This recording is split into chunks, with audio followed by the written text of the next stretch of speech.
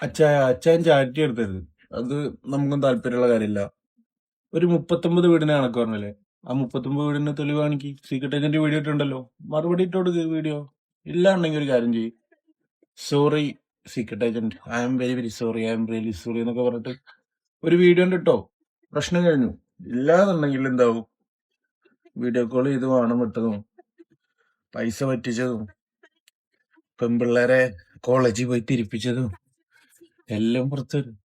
സത്യമായിട്ട് വരും. എന്തോ ചെയ്യാൻ പറ്റും, വരും. ഇനി മാപ്പ് പറയാൻ അഭിമാനത്തിന്റെ ബുദ്ധിമുട്ടുണ്ടെങ്കിൽ ഒരു കാര്യം ചെയ്യും, വേറെ ഓപ്ഷൻ തരാം. വാഴൂരുള്ള ഒരു ഫാമിലിയുടെ കയ്യിൽ നിന്ന് 4.5 ലക്ഷം രൂപ ഗോൾഡിന് പറ്റിച്ചിട്ടില്ലേ? ആ ഫാമിലി കുറച്ച് ഫിനാൻഷ്യൽ ബുദ്ധിമുട്ടിലൂടെ കടന്നു പോകുന്ന ഫാമിലിയാണ്.